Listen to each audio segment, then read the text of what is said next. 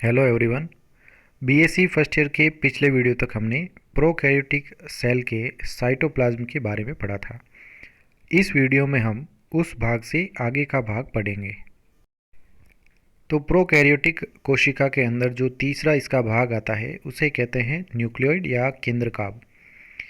Nuclear envelope is absent in prokaryotic cell. तो prokaryotic कोशिकाओं के अंदर जो केंद्रक का आवरण होता है या इसे हम कहते हैं केंद्रक झिल्ली जो होती है वो इनके अंदर एब्सेंट होती है। And the genetic material lies directly into the cytoplasm. और इनके अंदर जो जेनेटिक मटेरियल या आनुवांशिक पदार्थ जो होता है वो सीधे ही इनके अंदर जीव द्रव्य यानी कोशिका द्रव्य के अंदर ही पाया जाता है। यानी कि यह जो उपस्थित होता है आनुवांशिक पदार्थ, इसके चारों ओर किसी प्रकार के केंद्रक झिल्ली जो है वो नहीं होती है। Such nuclear material is known as nucleoid. और इस प्रकार का जब न्यूक्लियर मटेरियल या केंद्रकीय पदार्थ उपस्थित होता है साइटोप्लाज्म के अंदर तो उसे न्यूक्लियोइड या केंद्रकाभ कहते हैं। Nucleoid consist of greatly coiled single prochromosome. तो न्यूक्लियोइड के अंदर एक कुंडलित प्रकार का, जो कि अत्यधिक कुंडलित प्रकार का होता है, क्रोमोसोम जो है वो उपस्थित होता है। It shows the following special character. और इसके अंदर जो है वो निम्न प्रकार के विशेष लक्षण जो है वो प्रदर्शित होते हैं। पहला लक्षण आता है इसके अंदर, a short and simple prochromosome is present. तो एक छोटा तथा सरल प्रकार का पूर्व गुणसूत्र या पूर्व गुणसूत्र अवस्था उपस्थित होती है इसके अंदर। Which is attached at least at one point on sale membrane.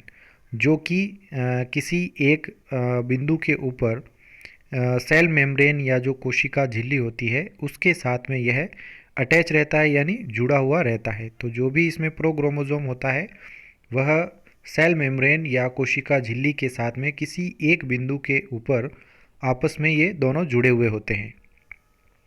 Mostly there is single copy of chromosome.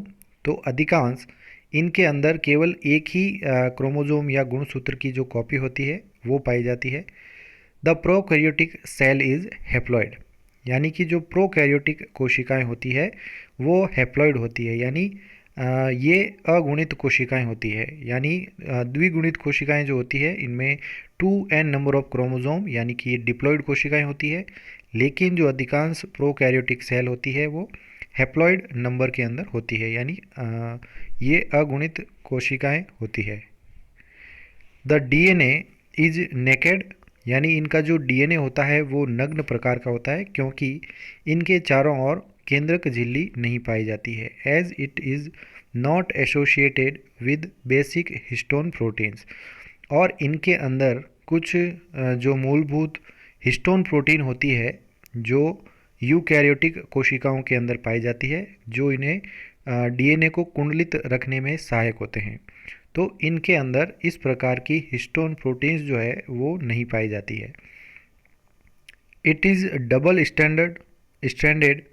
तो इनके अंदर जो डीएनए होता है वो डबल स्ट्रैंडेड होता है या दो रज्जुओं से मिलके बना होता है, हेलिकल होता है और सर्कुलर भी हो सकता है।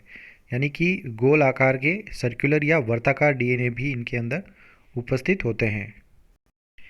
नेक्स्ट इसका कैरेक्टर आता है, the amount of DNA is lesser than eukaryotic cell.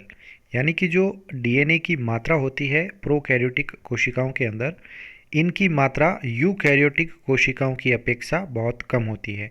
यानी कि प्रोकैरियोटिक कोशिकाओं में डीएनए की मात्रा बहुत ही कम उपस्थित रहती है।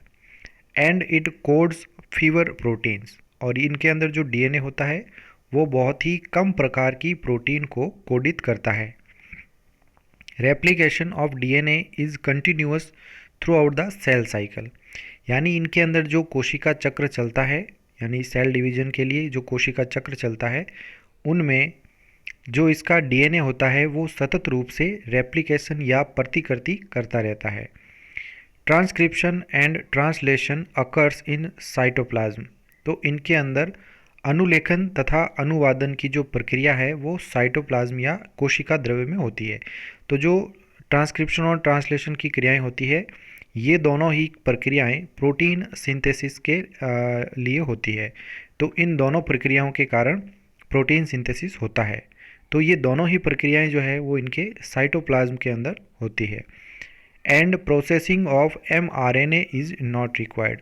और इनके अंदर जो मैसेंजर आरएनए बनता है उसकी प्रोसेसिंग इनमें नहीं होती है, इसलिए इनमें इसकी जो है आवश्यकता नहीं पड़ती है। लेकिन यूकैरियोटिक कोशिकाओं में जो है mRNA की प्रोसेसिंग या उसका प्रक्रम जो है वो इसके अंदर जाता है और बाद में यह mRNA थोड़ा मॉडिफाई या परिवर्तित होता है। लेकिन प्रोकैरियोटिक कोशिकाओं के अंदर इस प्रकार की प्रक्रिया या mRNA की प्रोसेसिंग या इसे कहते हैं mRNA का संसाधन इनमें नहीं होता है। नेक्स्ट इसमें पॉइंट आता है द प्रोसेस लाइक मियोसिस।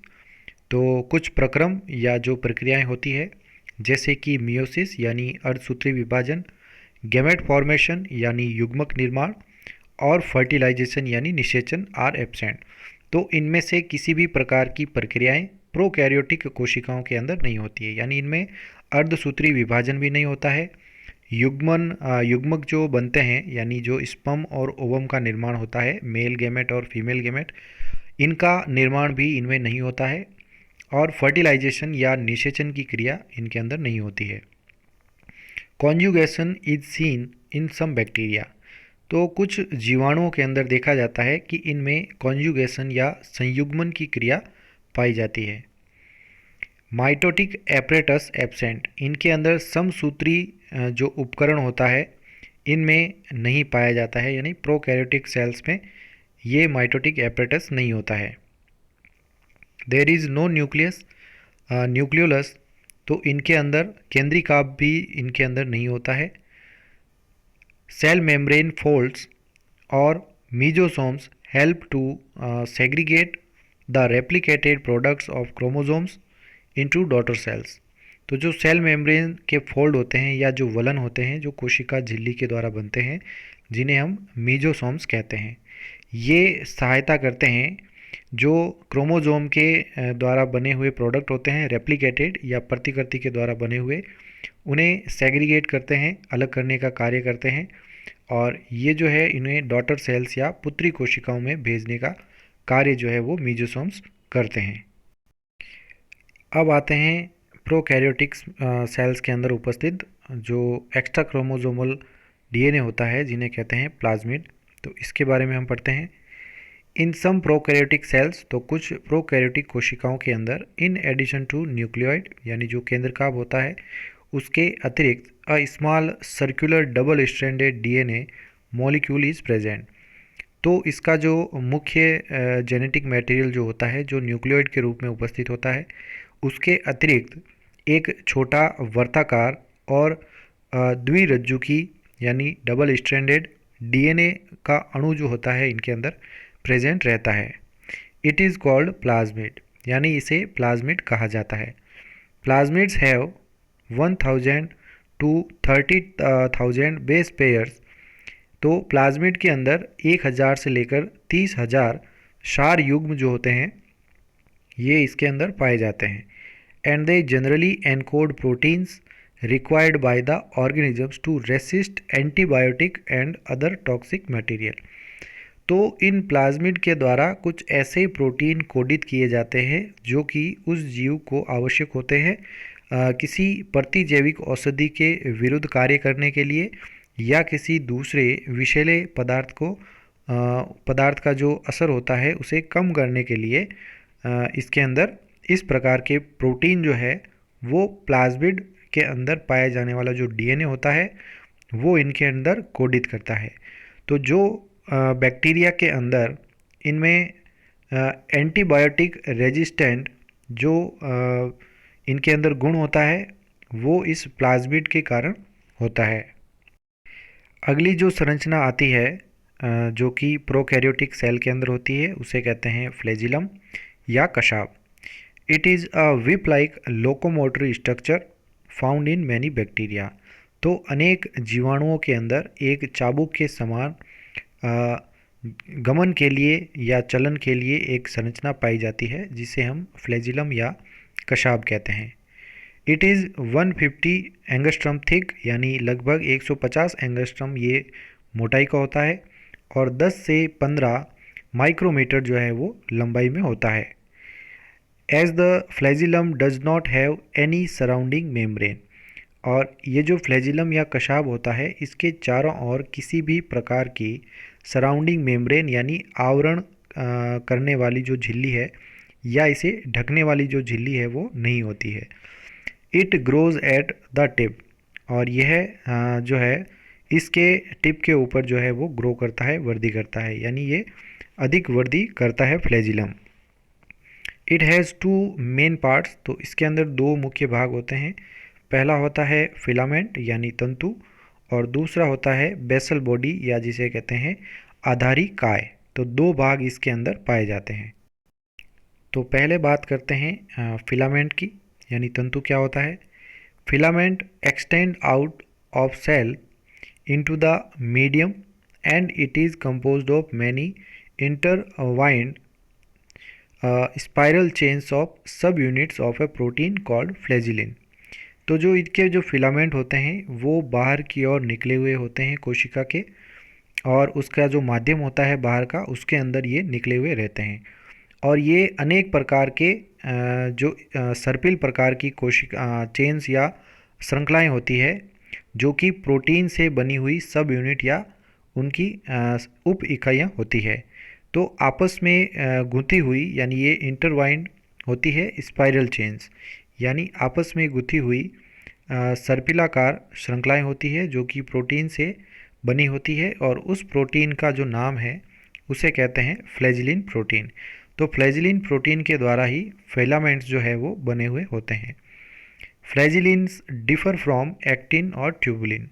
तो फ्लैजिलिन प्रोटीन जो है वो एक्टिन प्रोटीन तथा ट्यूबुलिन जो प्रोटीन पाई जाती है उससे यह भिन्नता प्रदर्शित करती है, यानी ये इसके समान नहीं होती है।